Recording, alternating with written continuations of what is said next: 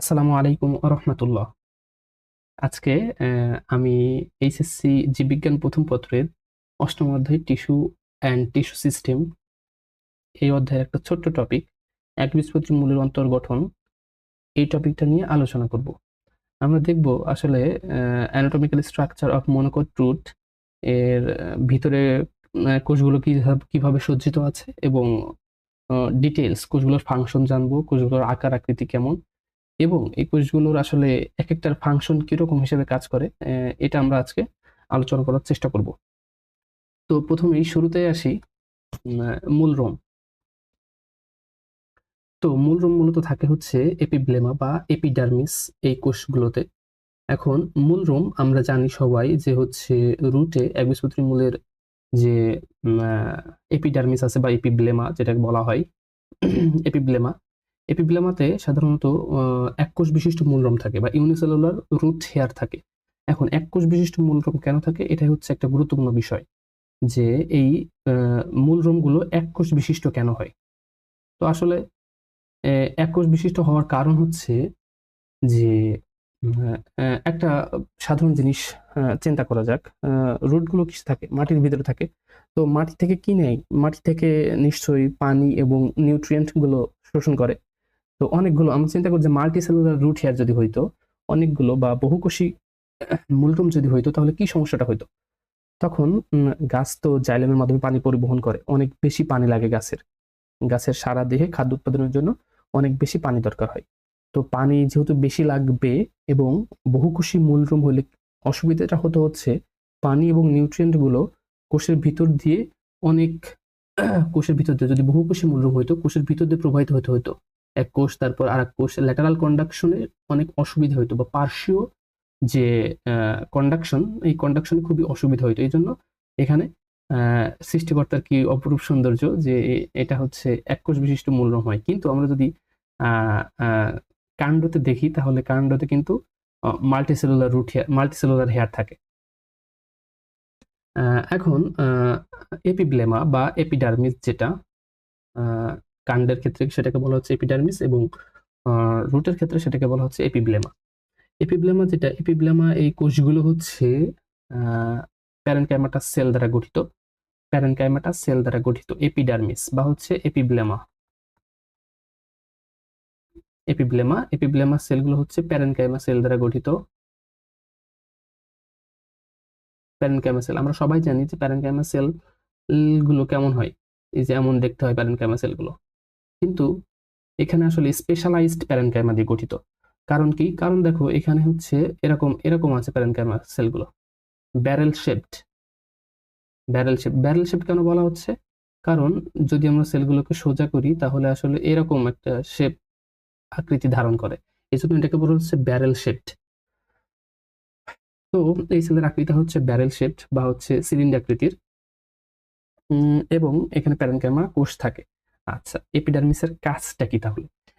Root যেহেতু মাটির নিচে থাকে তাহলে এপিডার্মিসের কাজটা হচ্ছে বিভিন্ন ইনসেক্ট বা অনেক পরজীবী থাকে মাটিতে, সেগুলো থেকে রুটের যে ভিতরের যে কোষগুলো আছে সেগুলোকে রক্ষা করাই হচ্ছে এপিডার্মিসের মূল কাজ। যেটা সেটা হচ্ছে মূল কাজ প্রোটেকশন। প্রোটেকশনটা হচ্ছে এপিবেলামা বা এপিডার্মিসের মূল কাজ। এখন যদি আমরা কর্টেক্সের দিকে তাকাই তাহলে কর্টেক্সের দিকে আমরা দেখব যে অনেকগুলো সারি সারি কোষ আছে। এখানে অনেক স্তরের কোষ আছে। এই কোষগুলো মূলত প্যারেনকাইমা কোষ। কর্টেক্স এই কোষগুলো মূলত হচ্ছে parenchyma cell. Parenchyma cell parenchyma সেলগুলো আমরা আগেই বলেছি যে প্যারেনকাইমা সেলগুলো মূলত গোলাকৃতির হয়। এটা হচ্ছে আসল যে প্যারেনকাইমা সেটা। প্যারেনকাইমা সেলগুলো এরকম হয়। এখানে নিউক্লিয়াস থাকে এবং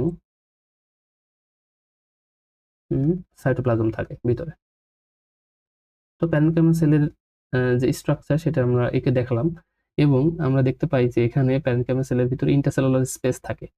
ইন্টারসেলুলার মাঝে যে ইন্টারসেলুলার স্পেস থাকে, ইন্টারসেলুলার স্পেস বা হচ্ছে কোষ কোষের মাঝখানে যে গহ্বরটা থাকে সেটাকে বলা হচ্ছে ইন্টারসেলুলার স্পেস বা আন্তঃকোষীয় ফাঁক যেটাকে বলে। বাংলায় আন্তঃকোষীয় ফাঁক থাকে এখানে। এখানে আমরা দেখতে পাবো যে এই যে অনেক আন্তঃকোষীয় ফাঁক আছে, স্ট্রাকচারের ভিতরে আন্তঃকোষীয় ফাঁক আছে। আচ্ছা, তো কোষগুলোর আকৃতি কেমন? কোষগুলোর আকৃতি আমরা জেনেছি হচ্ছে যে গোলাকৃতির বা অভিউল আকৃতির বা ডিম্বাকৃতির হয়ে থাকে। আচ্ছা, ইন্টারসেলুলার স্পেস থাকে এবং কাজ কি? আচ্ছা, কর্টেক্সের মূল কাজটা হচ্ছে খাদ্য সঞ্চয় করা। কর্টেক্সের মূল কাজ হচ্ছে খাদ্য সঞ্চয় করা। খাদ্য সঞ্চয় করা হচ্ছে 1 নম্বর কাজ। দ্বিতীয়ত কাজ হচ্ছে ল্যাটারাল কন্ডাকশন বা পার্শ্বীয় পরিবহন। পার্শ্বীয় পরিবহন। এখানে কি পরিবহন করে? এখানে পানি পরিবহন করে এবং নিউট্রিয়েন্ট পরিবহন করে বা হচ্ছে খনিজ পদার্থ। পানি এবং খনিজ পদার্থ পরিবহন করে কর্টেক্সের এই যে প্যারেনকাইমা কোষগুলো। আচ্ছা, তারপরে আমরা দেখি এন্ডোডার্মিস। এন্ডো মিন্স ভিতরে, ডার্মিস মানে তোমরা সবাই জানি যে ত্বক, এন্ডোডার্মিস মানে হচ্ছে অন্তত্বক। এন্ডোডার্মিস দেখি আমরা, এটাও হচ্ছে এপিব্লেমার মতো কোষ, প্যারেনকাইমা কোষ দিয়ে গঠিত এবং এটা হচ্ছে সিলিন্ডাকৃতির এবং এটা একটা লেয়ারের কোষগুলো থাকে এখানে এন্ডোডার্মিস। আচ্ছা, আমরা যে উপরের যে কোষগুলো দেখতে পেলাম যে হচ্ছে এপিডার্মিস বা এপিব্লেমা, কর্টেক্স এবং এন্ডোডার্মিস, এই পুরোটা হচ্ছে এক্সট্রাস্টেলার রিজিয়ন। এই পুরোটা হচ্ছে বহিঃস্থলীয় রিজিয়ন এন্ডোডার্মিস পর্যন্ত। এক্সট্রাস্টেলার বা বহিঃস্থলীয় অঞ্চল, বহিঃস্থলীয় অঞ্চল, এগুলো হচ্ছে বহিঃস্থলীয় অঞ্চল। আচ্ছা, তারপরে আমরা যদি ভিতরের দিকে একটু নজর দিই যে এন্ডোডার্মিসের নিচে আছে হচ্ছে পেরিসাইকেল। এই পেরিসাইকেল স্তরটা খুবই গুরুত্বপূর্ণ, কারণ পেরিসাইকেলটা ভাস্কুলার বান্ডেলটাকে বেষ্টন করে আছে। এখন পেরিসাইকেল যদি আমরা দেখতে চাই, পেরিসাইকেলে কি ধরনের কোষ থাকে, পেরিসাইকেলে আমরা দেখতে পারি। আচ্ছা, আমি এখানে একটু মার্ক করি লাল কালি দিয়ে। আমি লাল কালিতে যেগুলো মার্ক করতেছি সেগুলো হচ্ছে মূলত পেরিসাইকেল। পেরিসাইকেল মূলত হচ্ছে প্যারেনকাইমা কোষ দিয়ে গঠিত। পেরিসাইকেল মূলত প্যারেনকাইমা কোষ দিয়ে গঠিত। এটা হচ্ছে এক স্তর বিশিষ্ট এবং দেখতে এপিডার্মিসের মতো বা এপিব্লেমার মতো, এন্ডোডার্মিসের মতোই দেখতে সিলিন্ডার আকৃতির পেরিসাইকেল। পেরিসাইকেলের মেইন যে ফাংশন বা কাজ সেটা খুবই গুরুত্বপূর্ণ। এই কাজটা হচ্ছে যে পার্শ্বীয় যে রুট বের হয়, মানে আমরা তো জানি যে রুটের শাখা প্রশাখা বের হয় পার্শ্বীয়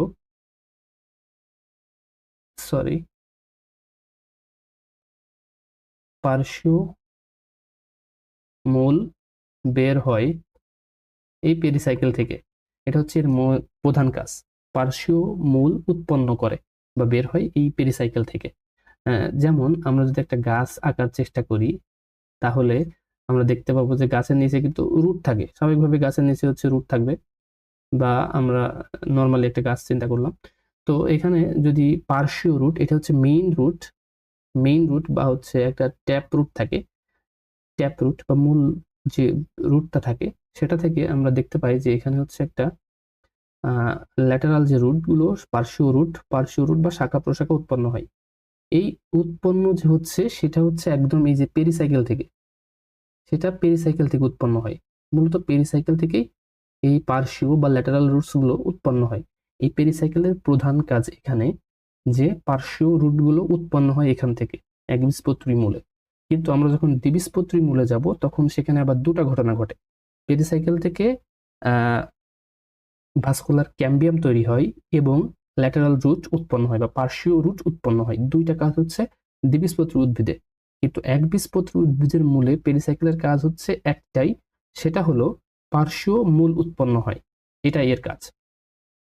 আচ্ছা, এখন তারপরে আমরা যদি তার ভিতরে নজর দিই, পেরিসাইকেলের ভিতরের দিকে একটু নজর দেওয়ার চেষ্টা করি, তাহলে আমরা দেখতে পাবো যে এখানে, এগুলো একটু মুছে দিই, আমরা ভিতরের দিকে দেখতে পাবো এখানে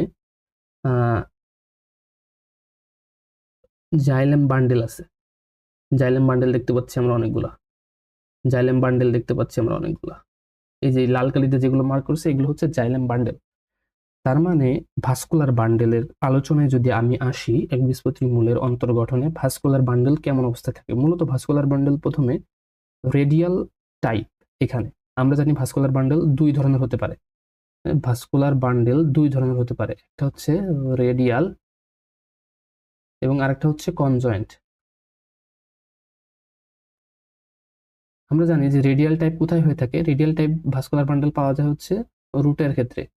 রুটের ক্ষেত্রে রেডিয়াল টাইপ ভাস্কুলার বান্ডেল পাওয়া যায় এবং স্টেম এবং লিপের ক্ষেত্রে আমরা জানি কনজয়েন্ট টাইপ ভাস্কুলার বান্ডেল পাওয়া যায়, লিপ। তাহলে রুটের ক্ষেত্রে আমরা রেডিয়াল টাইপ ভাস্কুলার বান্ডেল পাবো। তাহলে এই যে রেডিয়াল টাইপ ভাস্কুলার বান্ডেল মানে আগে বুঝতে হবে যে আসলে জিনিসটা কি।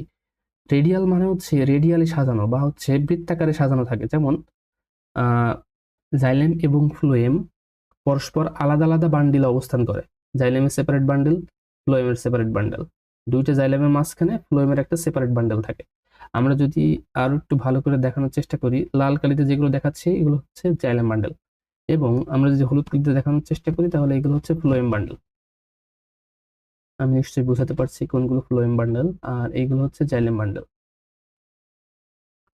তো জাইলেম বান্ডেল গুলো হচ্ছে লাল কালিতে দেখাইছি আমি, আর ফ্লোয়েম বান্ডেল গুলো হচ্ছে হলুদ কালিতে দেখানো হয়েছে।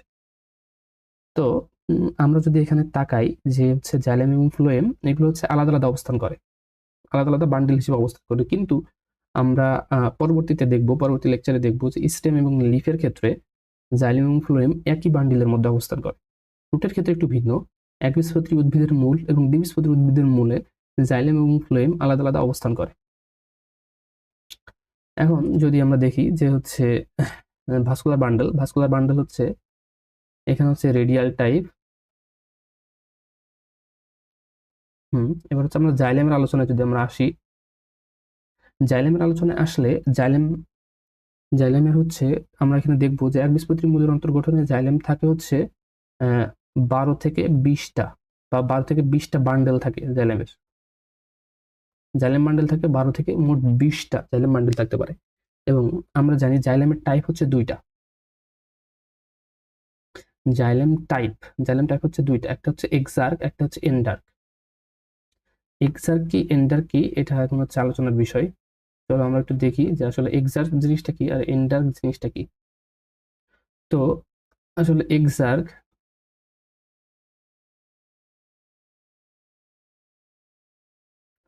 এন্ডার্ক এক্সার্ক জিনিসটা হলো আমরা সবসময় প্রোটোজাইলেমের দিকে তাকাবো। প্রোটোজাইলেমকে বিবেচনা করে আমরা এক্সার্ক এবং এন্ডার্ক ডিফাইন করব। তো একটা জাইলেম বান্ডিলে আমরা সবাই একটু স্ট্রাকচারের দিকে খেয়াল করি যে আমি নীল কালিতে দেখাচ্ছি। এবার একটা জাইলেম বান্ডেল, এটা হচ্ছে একটা জাইলেম বান্ডেল।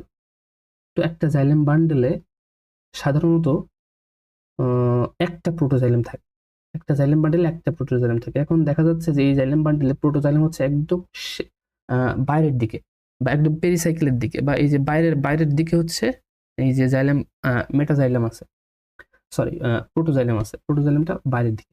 একটা জাইলেম বান্ডিলে একটাই প্রোটোজাইলেম থাকবে এবং সর্বপ্রথম যে জাইলেমটা উৎপন্ন হবে সেটাই হচ্ছে প্রোটোজাইলেম। প্রোটো মিন্স ছোট যে জাইলেমটা, প্রোটো মিন্স আগে, মানে একদম প্রথমে যেটা উৎপন্ন হয়েছে প্রোটোজাইলেম, পূর্বের অবস্থায় জাইলেমটা একদম প্রথমে যে জাইলেমটা উৎপন্ন হয়েছে সেটা হচ্ছে প্রোটোজাইলেম। আচ্ছা, এখানে আমরা একটা জিনিস বলে রাখি যে জাইলেম কিন্তু বা ভাস্কুলার বান্ডেল এটা উৎপন্ন হচ্ছে কিন্তু প্রোক্যাম্বিয়াম থেকে। আমরা জানি প্রোক্যাম্বিয়াম থেকে আসলে জাইলেম এবং ফ্লোয়েম গুলো উৎপন্ন হয়। তো প্রথমে যে জাইলেমটা উৎপন্ন হয় সেটা হচ্ছে প্রোটোজাইলেম, এবং পরবর্তীতে যে জাইলেমগুলো উৎপন্ন হয় সবগুলো হচ্ছে মেটাজাইলেম। তাহলে আমরা প্রত্যেকটা জাইলেম বান্ডিলে একটা প্রোটোজাইলেম পাবো, প্রত্যেকটা জাইলেম বান্ডিলে একটা প্রোটোজাইলেম পাবো, এবং বাকি 3টা করে মেটাজাইলেম পাবো। এখানে আসলে 3টা থাকে না কয়টা থাকে এটা আসলে বিবেচ্য বিষয় নয়, বিবেচ্য বিষয় হলো প্রোটোজাইলেম থাকবে একটা এবং বাকি সবগুলোই থাকবে হচ্ছে মেটাজাইলেম। আসলে আমি মনে হয় বোঝাতে পেরেছি জিনিসটা কি। তাহলে আমাদের জাইলেমের অবস্থানের উপর ভিত্তি করে জাইলেমটা কি এক্সার্ক নাকি এন্ডার্ক এটা আমরা নির্ণয় করতে পারবো। যদি প্রোটোজাইলেম বাইরের দিকে থাকে তাহলে সেটা হবে হচ্ছে এক্সার্ক টাইপ অফ জাইলেম, এবং এন্ডো মানে ভিতরে, প্রোটোজাইলেম যদি ভিতরের দিকে থাকে তাহলে সেটাকে বলবো আমরা এন্ডার্ক টাইপ অফ জাইলেম। তাহলে আমরা দেখতে পারতেছি এখানে যে প্রোটোজাইলেমটা একদম বাইরের দিকে, তাহলে এই জাইলেম টাইপটা হবে এক্সার্ক টাইপ অফ জাইলেম। এটা হচ্ছে এক্সার্ক, জাইলেমের টাইপটা হচ্ছে এক্সার্ক। আচ্ছা, এখন আমরা যদি ফ্লোয়েমের কথায় আসি, ফ্লোয়েম আমরা দেখতে পাচ্ছি যে হচ্ছে ছোটটা হচ্ছে প্রোটোজাইলেম এবং তার উপরে সবগুলো হচ্ছে মেটাজাইলেম। প্রোটোজাইলেম একদম বাইরের দিকে আছে, এই জন্য আমরা এটাকে বলতেছি এক্সার্ক টাইপ অফ জাইলেম। এবং আমরা এটা মেক শিওর করবো, আমাদের এটা মনে রাখা উচিত যে প্রোটোজাইলেম সবসময় বাইরের দিকে থাকবে না, প্রোটোজাইলেম ভিতরের দিকেও থাকতে পারে। কাণ্ড এবং কাণ্ডতে সবসময় প্রোটোজাইলেম ভিতরের দিকে থাকবে, দ্যাট মিনস ওটা হচ্ছে এন্ডার্ক টাইপ অফ জাইলেম। এবং রুটের ক্ষেত্রে বা একবীজপত্রী এবং দ্বিবীজপত্রী মূলের ক্ষেত্রে প্রোটোজাইলেম সবসময় বাইরের দিকে থাকবে, সেটা হচ্ছে এক্সার্ক টাইপ অফ জাইলেম। আচ্ছা, তো জাইলেম টাইপটা গেল। এখন হচ্ছে ফ্লোয়েম। তো ফ্লোয়েম জিনিসটা, ফ্লোয়েম মানে কি? ফ্লোয়েম মানে হচ্ছে উদ্ভিদের পাতায় তৈরি খাদ্যদ্রব্য যে টিস্যুটা সারা দেহে পরিবহন করে দেয়, সেটা হচ্ছে ফ্লোয়েম টিস্যু। তো আমরা এখানে দেখতে পাচ্ছি যে এই যে একগুচ্ছ ফ্লোয়েম বান্ডেল আছে। ফ্লোয়েম বান্ডেলে কি কি কোষ থাকে সেটা আমরা এখন দেখব। ফ্লোয়েম বান্ডেল আছে একগুচ্ছ। তো আমরা এখান থেকে সামান্য কিছু মুছে দিই।